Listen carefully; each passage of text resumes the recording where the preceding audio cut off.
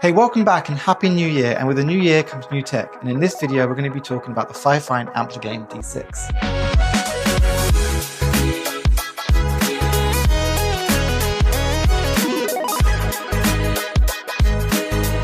So I've been wanting a Stream Deck for some time now, and the typical name that you hear about is the Elgato Stream Deck.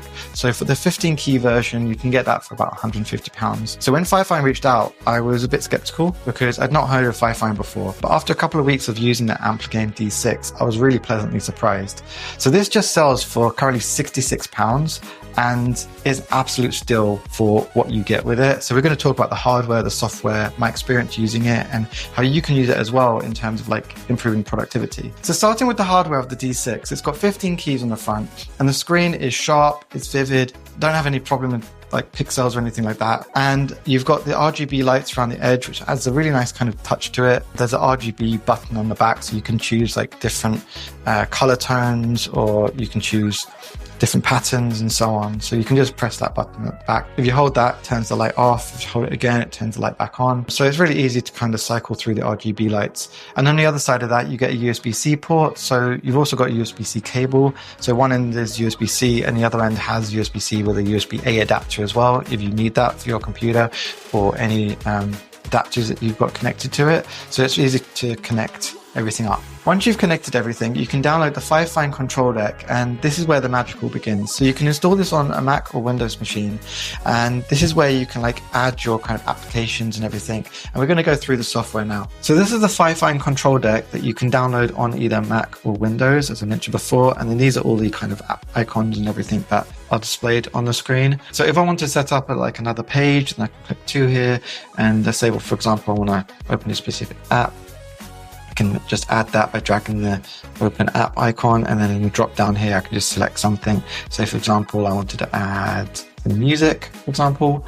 So if I want to add a website, I just have to drag and drop the website over this box or any box that you want to on here, and then go https://www.apple.com.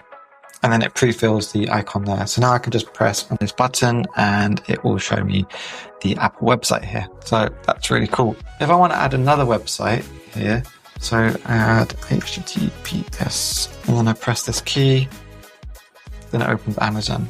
What's really cool, if I press the Apple one again, it opens it up in another tab. So it doesn't load it over this tab. It just opens up another tab. So as long as you have more kind of websites, it will just keep opening new tabs, which is really cool.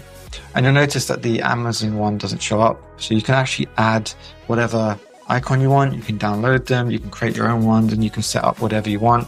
And if you want to delete it, you just have to click this little trash icon and then select delete, and it's gone, and it's gone from the screen there. And I can just go back to here and it will show it on there. So on the left hand side, you've got some scenes here. So there's a default scene, which is this one, and then you've got the music scene, which shows these icons when I open up the music app. So if I want to create a Final Cut scene, so that when I open Final Cut, it will basically give me the icons I need for Final Cut.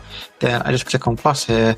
I can then edit this and say, let's name this Final Cut scene, and then I can select the app that I want it to open with. So I select other, and then select, which will be in alphabetical order, so I don't know why I scroll through that.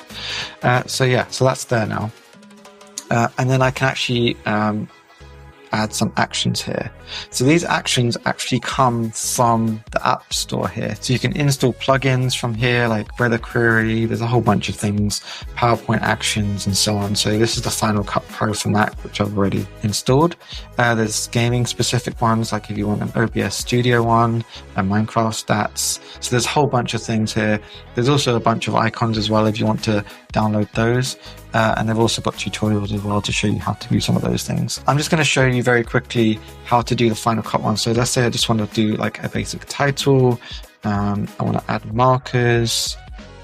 I want to blade a clip, create a compound clip, And we'll just leave it as that for now. You can also add the titles in if you want. If you're not sure what they do from just the icon, you can add the titles there. But for now, I'm just going to leave that as is. And you can see here that this is now affiliated with the Final Cut. So this scene will change to this based on if I open the Final Cut Pro app. So if we go back to the default app here, so you can see on the D6, it's gone back to the default screen. Now, if I close this app and I click on Final Cut, you'll see it switches over to that.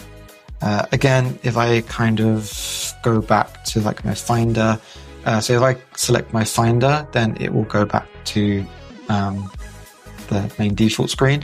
And if I open up the music app, then you'll see it shows my music controls. So it's really, really cool how you can do all of that. You can also create like these flows or action toggles. Say, for example, you want to do an OBS studio thing where you open up the app and then it auto starts a stream, for example, so you can create kind of action flows. I've not actually tested these out, but I will, and I'll create a video on how I created them in a future video. But yeah, there's a whole bunch of things that you can do, a whole bunch of plugins that you can add. So this is the OBS studio one where you can like stream and create new scenes and studio modes and all that stuff. So yeah, really, really cool software, really robust. So that's a Fifine control deck with some like a mini tutorial on how you can use some of the applications and set up some like website quick actions as well. So what I use it for personally is for Final Cut, and I absolutely love the plugin for using like the blade tool, compound clips, basic titles, and just kind of quick actions and speeding up my productivity and my workflow overall with that particular application. But if you're into, say, for example, content creation,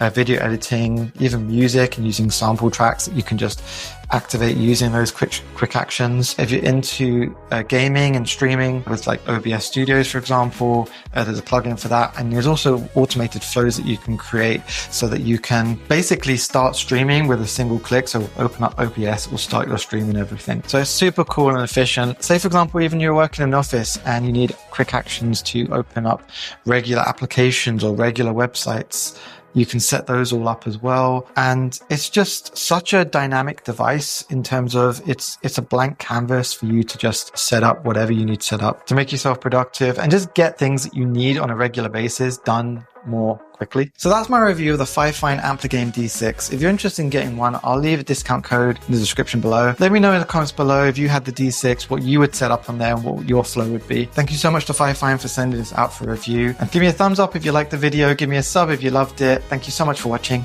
Peace.